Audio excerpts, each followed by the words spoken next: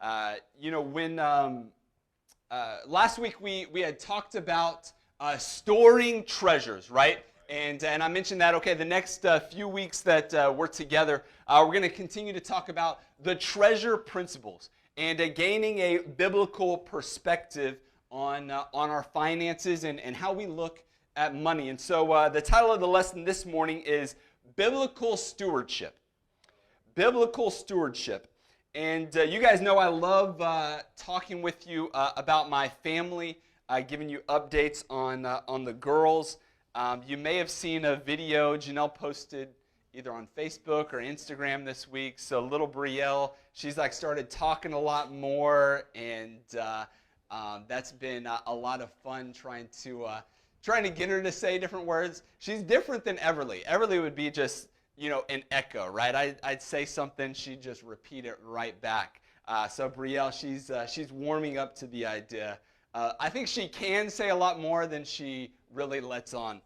But so that's been fun, and the girls are getting along with each other for the most part. But we've started noticing more and more just taking toys away from each other is maybe the only thing that causes. Monita says she still has that problem. Taking toys away from each other. The natural response is, hey, that's mine, right? Hey, I was playing with that. It's funny. They don't want to share with each other, but they always expect mom and dad to share with them, right? Isn't that funny how it works?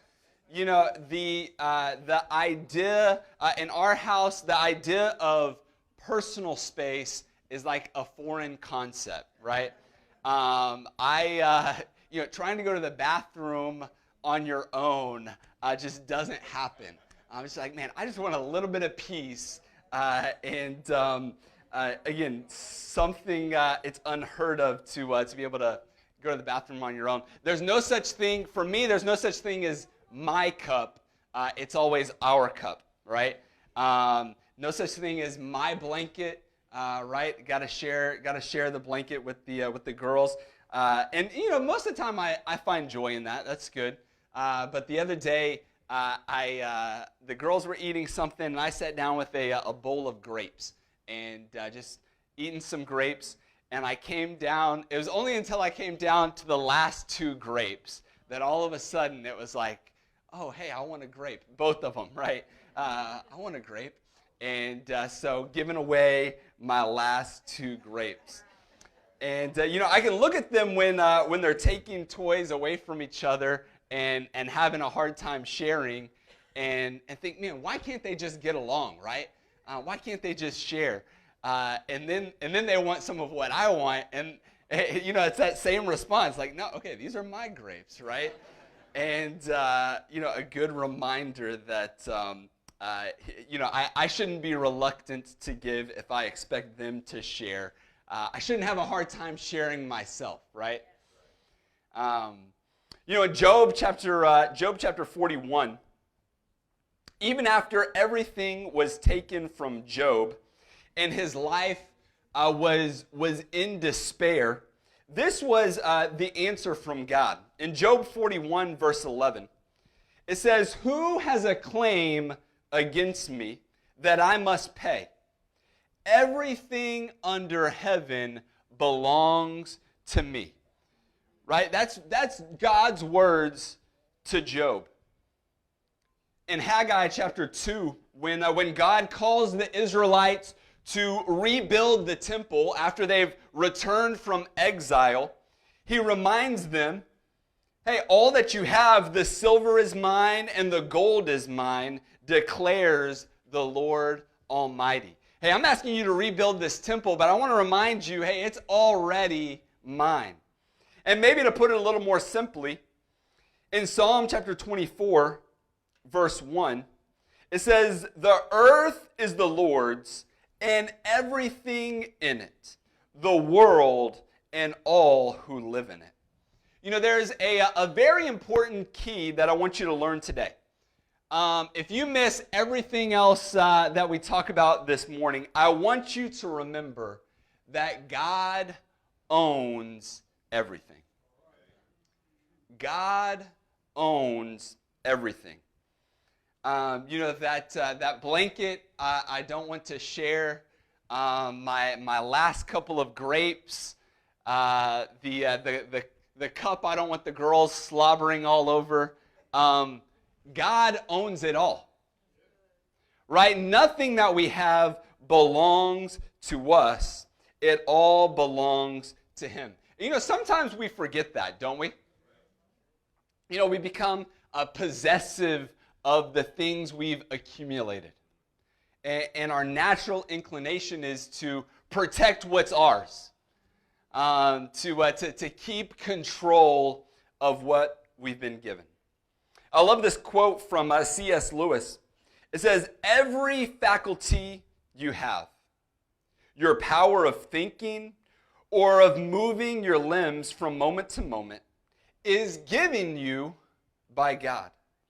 If you devoted every moment of your whole life exclusively to His service, you could not give Him anything that was not, in a sense, His own already." God owns everything. This idea is easy to understand, but I think difficult to grasp. I'm sure many of us have heard before that, hey, everything you have comes from God. It's not a foreign concept. However, I wonder, how much does that affect your daily decisions? Right? Again, it's easy to understand, but it's difficult to grasp and to emulate into our lives. And the truth is, it's easy to forget that all we've been given comes from Him. When things are going well, we have everything we need. It's easy, again, to forget that we did not accomplish this or did not get to this point on our own, right? That we're only here because of God. The Israelites had the same issue. Go figure, right? It's part of humanity, our nature. But the Israelites had the same issue. Here in Deuteronomy chapter 8, as the Israelites are preparing to head into the promised land, they needed this reminder that you are here because of God.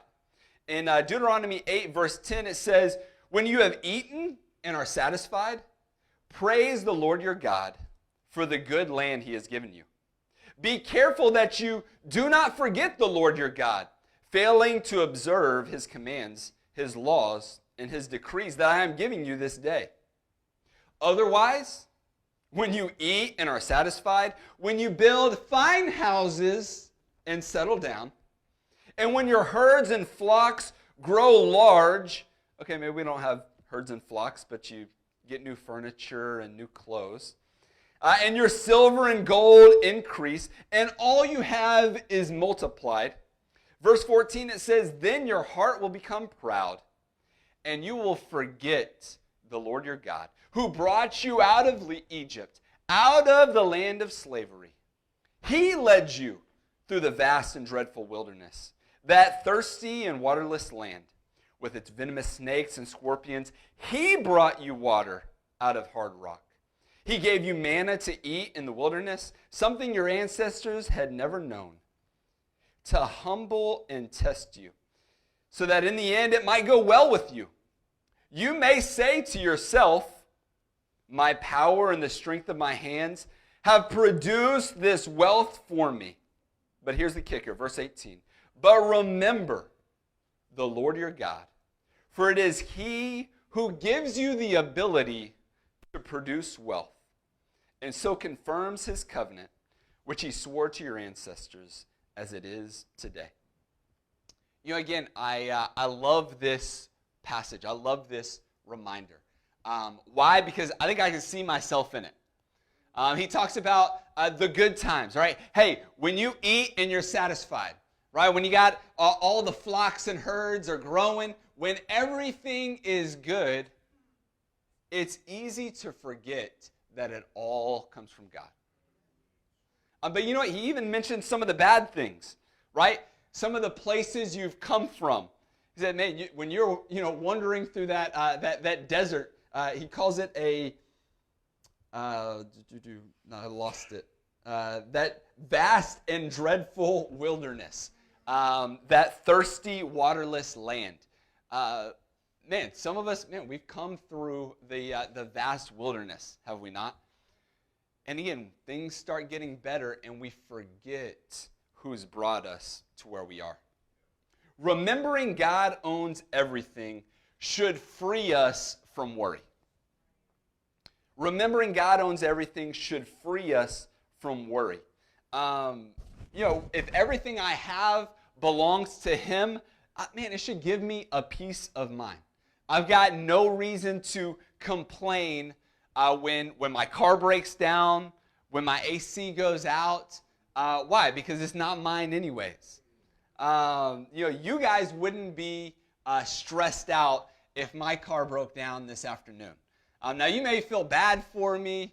You may say, hey, I'll pray for you, Jacob. But you're probably not going to lose much sleep tonight if my car breaks down. Right? But you know what? In the same way, again, hey, everything we have belongs to God. You know, that car you're driving in, hey, it's not yours, right? God owns everything. Think about that. The next, it's bound to happen, right? Car's going to break down, AC's going to go out, right? These are a part of life. But again, remembering God owns everything should free us from worry. Let's turn to Matthew chapter 13. When we have an abundance of belongings, I think it only adds stress to our lives. Isn't that true? Man, the more we have, the more we tend to worry about. You've probably heard the great philosopher, Notorious B.I.G. Mo money, mo problems, right? That's the truth, though, right? The more we accumulate, the more possessions, the more it vies for our attention, the more it distracts us from what's important. And again, more money, more problems. It first came from Jesus, I believe. Here in Matthew chapter 13, Jesus is telling the parable of the soils, and he explains the thorny soil like this. Verse 22, it says, "The seed falling among the thorns refers to someone who hears the word, but the worries of this life and the deceitfulness of wealth choke the word, making it unfruitful." Again, when we forget that all we have belongs to God, it distracts us. It takes our attention off of God's word. And it says, man, we get distracted by the wealth and possessions. The word is choked out and becomes unfruitful in our lives. So that's the first thing I want you to walk away with this morning, is remembering God owns everything. But what type of impact does that have on us? Well, when we remember God owns everything, we realize that we're simply His money managers. We're simply His money managers. If nothing we have is our own, then we're just stewards of what God has given us. Right? If nothing I possess belongs to me, then I'm just managing what belongs to Him. And so I think we need to adopt a steward's mentality about what has been given to us. Right? Okay, well, what does that actually mean? As God's money manager, you should handle things with care. As God's money manager, you should handle things with care. I should treat things better because they belong to Him. Right? The things that He's given me, man, I should treat them better because they're really His. Have you ever borrowed something from someone and you're kind of very careful, like, man, I better not mess this up? A few weeks ago, my weed eater went out, and I had to borrow a weed eater from a neighbor. And it was a nice weed eater, definitely got the job done. But the whole time I'm using it, I'm thinking, okay, I've got to pay to fix mine. I cannot afford something bad to happen to his, right? So again, just like, man, I want to treat this with care because it doesn't belong to me. Again, if everything belongs to God, we should handle things with care. You know, the truth is, hey, sometimes we can be reckless with the things God has given us. Not only, we're talking materially, but I think there's maybe a wider scope there as well, right? We can be reckless with the things God has given us. I'm reminded of Luke 15, the story of the prodigal son. And he was given his portion of the inheritance from his father.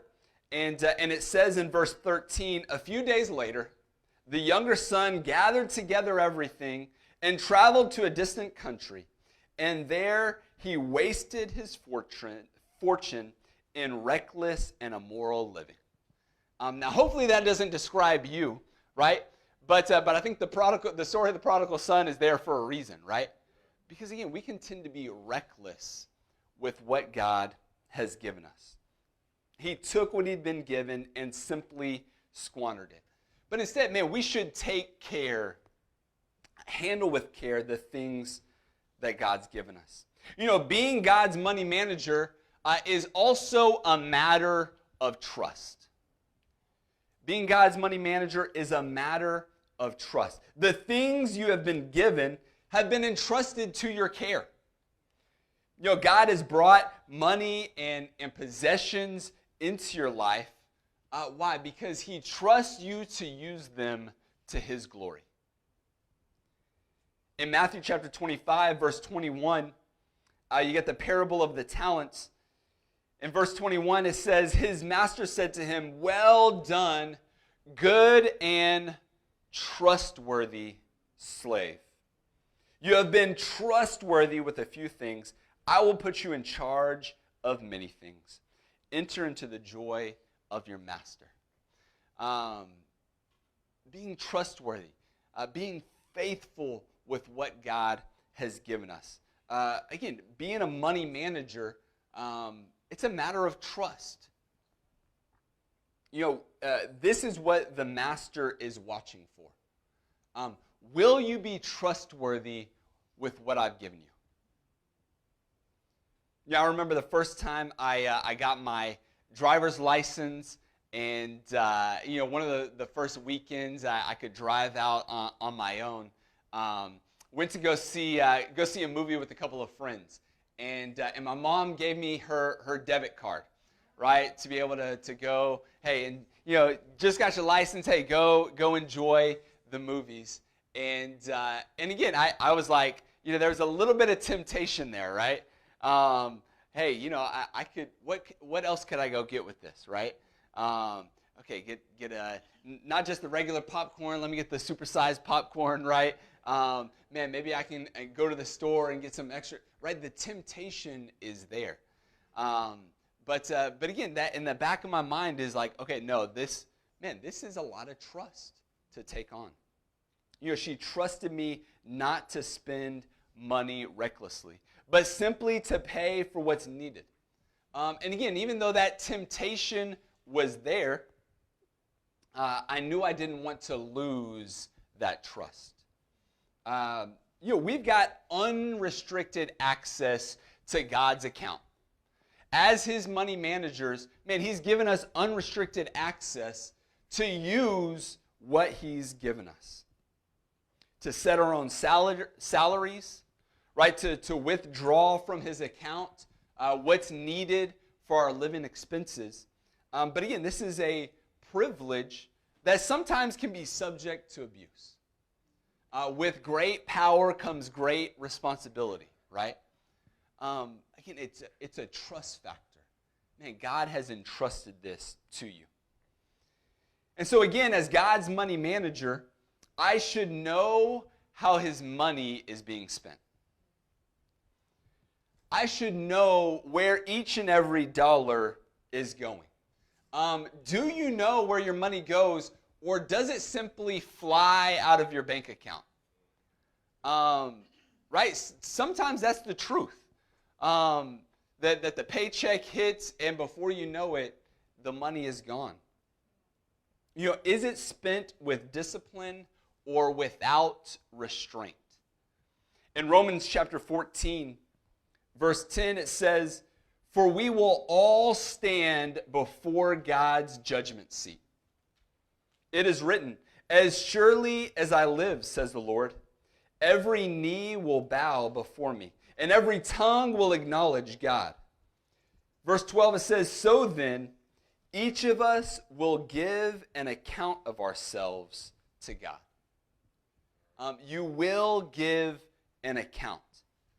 Again, I think we'll be held accountable for how, as his money managers, we manage what God's given us. We will be held accountable for what he has entrusted to us. Does every dollar spent praise God? Right? Think about that. Looking at your finances, does each and every dollar spent bring honor and glory to God? Before we started doing ministry full-time, I worked in construction and worked as a project estimator. And so we would get plans in for different projects, and I'd have to calculate, hey, how much is this project going to cost in order to build? And I'm competing against other contractors in order to get the work. So you go by different trades and calculate, okay, how much material do I need? So I got to measure out on the plans, calculate how much material I need, calculate the additional for any waste that may be wasted, calculate, okay, how long is this going to take to complete? How many guys do I need to pay in order to do this job? And that's for about 12 different subcontractors that I'd have to put that all together in order to present. And again, it's a lot of work and effort and energy put into it.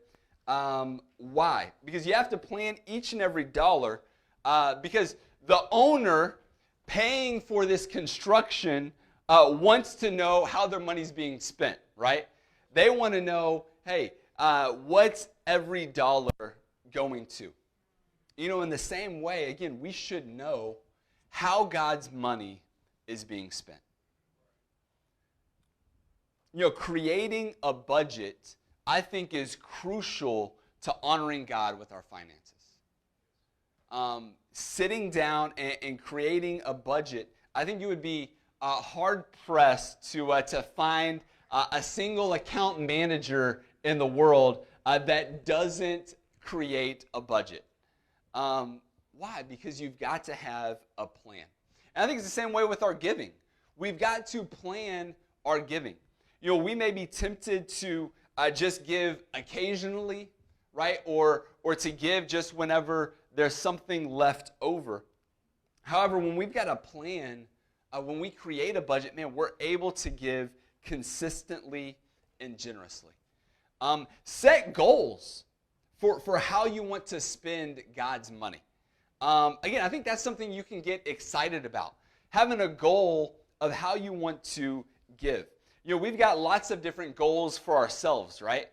Hey, I got a goal to buy a new car. I've got a goal to maybe buy a house. I've definitely got a goal to retire, right? These goals that we can save towards. Why not have a goal for giving to God? I think a couple examples. Again, our special missions contribution. We're going to take up in October, and the first week in October. Our goal together as a church is 5 times our regular weekly giving, and so, man, maybe you want to surpass that goal. Maybe you set your own personal goal that, man, I want to go beyond that. Maybe that's a little difficult for you, and that's okay as well. But what is your goal going to be? What are you striving for to give? I know of some other individuals that, man, God's blessed them in many different ways to be able to give way more just because of their circumstances. That they've decided, hey, I want to give a percentage of my income every year. And I know one guy in particular, he's trying to work up to giving away 50% of his income every year. Amazing. Maybe that's not your goal, right? But what is your goal, right? What are you planning for? Again, it says, man, we will be held accountable. You should know, as God's money manager, you should know how his money is being spent. You guys still with me this morning? You know, as his money manager, I've got to remember that I manage money primarily for his benefit rather than my own. That's a good reminder, right? I manage money primarily for his benefit rather than my own. You know, being a steward of God's assets does not mean spending or using money as I see best fit. Rather, I've got an obligation to spend money as he sees best fit, and to use my possessions in a way that benefit the owner. You guys with me?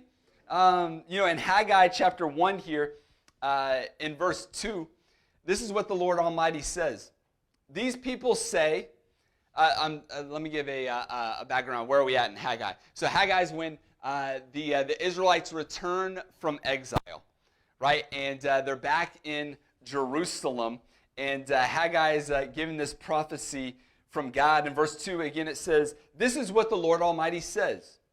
These people say, the time has not yet come to rebuild the Lord's house. Then the word of the Lord came through the prophet Haggai. Verse 4, it says, is it a time for you yourselves to be living in your paneled houses while this house, God's temple, remains a ruin? Again, the Israelites, they return to Jerusalem, and they're eager to build their own houses, right? But a little slower, a little more hesitant to rebuild the temple.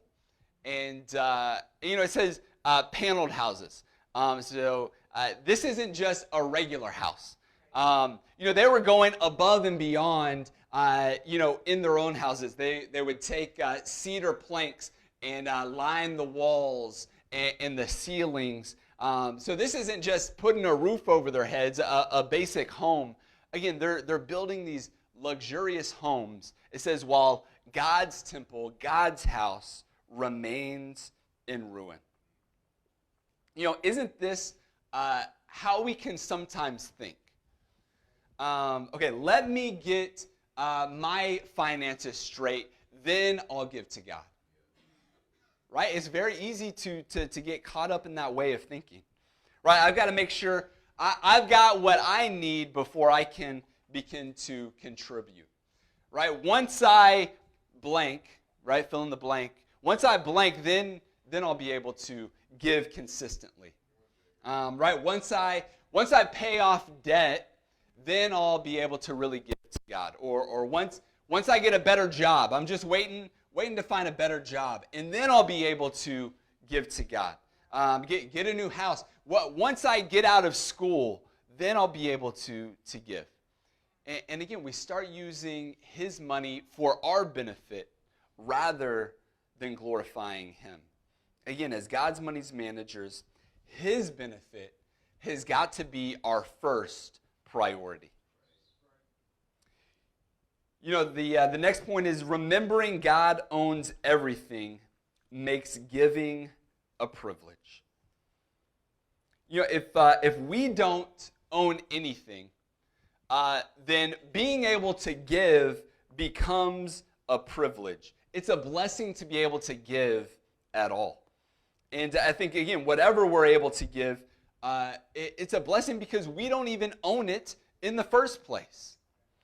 In 2 Corinthians chapter 8, every time I read this verse, I'm amazed. In 2 Corinthians 8, verse 1, it says, "And now, brothers and sisters, we want you to know about the grace that God has given the Macedonian churches. In the midst of a very severe trial, their overflowing joy and their extreme poverty welled up in rich generosity. For I testify that they gave as much as they were able and even beyond their ability, entirely on their own. They urgently pleaded with us for the privilege of sharing in this service to the Lord's people. Again, this passage, every time I read it, I'm like, this is so difficult to wrap my mind around. These people were extremely poor. They were going through a severe trial, but they were able to be unbelievably generous. Those things don't go together. I love how it says they gave as much as they were able and then even beyond their ability, which is kind of like, okay, if they gave beyond their ability, they were still able. But right, it's just, well, like, how do you even, they gave as much as they were able and then they just kept on giving. It's amazing to see this example. But notice it talks about them as a whole. Right? It wasn't just about an individual that was going through a hard time. And again, I don't know the exact circumstances that were happening, but it talks about them as a whole. Right? Hey, together, man, they were able to be, even though there were issues going on, even though they were poor, like, man, they came together and decided, we are going to give no matter what. And then finally it says they were begging for this privilege of giving. Again, there the passage says, they urgently pleaded with us for the privilege of giving. And it seems that someone must have tried to stop them or keep them from giving. Right? Realizing their circumstances, they said, hey, you know what? It's okay. Man, we'll get funds from somewhere else. But they were like, no. Right? Hey, no matter what we're going through, we want this privilege of being able to give. It's amazing to see that example. Again, maybe they just weren't asked to contribute, and so they decided, hey, we're going to seek out a way to give. I love this quote from Randy Alcorn. I don't know if I have it up there or not, but it says, giving isn't a luxury of the rich, it's a privilege of the poor. Not a luxury of the rich, but a privilege of the poor. Not usually how we look at it, not usually how I look at it. Oftentimes we think we're limited from giving because of a lack of funds or a lack of resources, when honestly it's usually a lack of heart. Some of the most generous people in the world are those that have the least. And maybe you've experienced this. I know I have in my life. I had the opportunity to, many years ago, to take a trip to Russia and to visit our church, our brothers and sisters in Russia, and spent about a week there serving, playing with kids in the orphanage, and doing some stuff with the high school college ministry there in St. Petersburg. And me and my brother, my twin brother, we went together, and I had to be 19 years old, and they gave us a home with some disciples to go and stay in. And they just stayed in this one bedroom apartment. Many people there in Russia, they live in these high-rise apartments. Got to be, 20 to 30 floors. They're just massive. And so we go stay in their home, this little one-bedroom apartment. And when it came time that night, that first night to go to bed, this couple with probably a 1-year-old little girl, they asked us to sleep in their bed. And they slept out in the living room on a mattress, or on a I think on the couch there, and just a sobering, humbling reminder that even when you have nothing, you're still able to give everything. And again, I think they knew, hey, you know what? What we have belongs to God. And to me, that left an impact on me and my life. I could share probably even a few more stories about that time in Russia and getting gifts from people that really had nothing to be able to bring back with us. And, as we come to a close, I want to read one final verse for us. It's in 1 Corinthians chapter 29. And, as I already talked a little bit about the Israelites rebuilding the temple after exile, but as they prepared to build the temple for the first time, they brought an abundance of wealth to contribute to the building of the temple. 5,000 talents of gold, 10,000 talents of silver, 18,000 talents of bronze, and 100,000 talents of iron. Now, that may or may not mean a lot to you because you're like, what's a talent, right? Well, let me tell you. A talent weighs about 75 pounds, right? 75 pounds. That's like 2 Everlys, a little more than 2 Everlys, right? So 75 pounds. So 5,000 talents of gold. That would weigh about the same as 15 buses. That's a lot of gold. 10,000 talents of silver would weigh the same as 9 full-size and packed full 18-wheelers. 9 18-wheelers. 18,000 talents of bronze would weigh the same as about 8 houses. Probably about the size of my house. 8 houses. And then finally, 100,000 talents of iron would weigh the same as 24 statues of liberty. It's crazy, right? Okay, well, what's the point, right? Again, this is the generosity of the Israelites giving to build God's temple. And after all of this was collected, here's what David said. In 1 Chronicles 29, I'll start reading in verse 10. It says, David praised the Lord in the presence of the whole assembly, saying, Praise be to you, Lord, the God of our father Israel, from everlasting to everlasting. Yours, Lord, is the greatness and the power and the glory and the majesty and the splendor. For everything in heaven and earth is yours. Yours, Lord, is the kingdom. You are exalted as head over all. Wealth and honor come from you.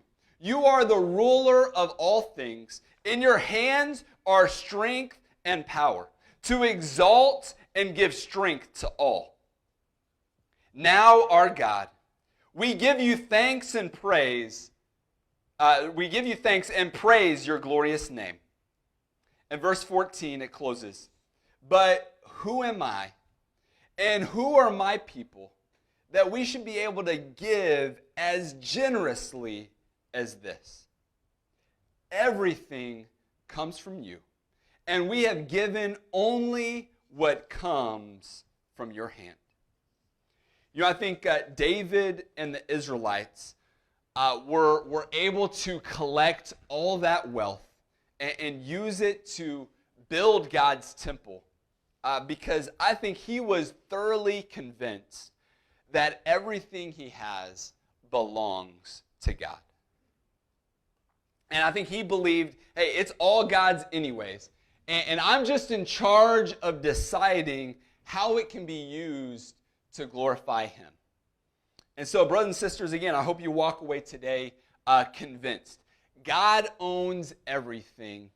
I am simply his money manager. Let's go to God in a word of prayer as we end the service. Father, you are holy, holy, holy. As the scripture says here, the greatness and power and glory and majesty and splendor, everything in heaven and on earth are yours.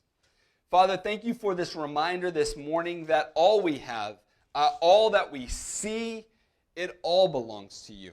And Father, I pray that you give us wisdom and conviction as the managers of the assets you've blessed us with, that you've entrusted us with. I pray that you give us wisdom in how to glorify you and benefit you with all we have.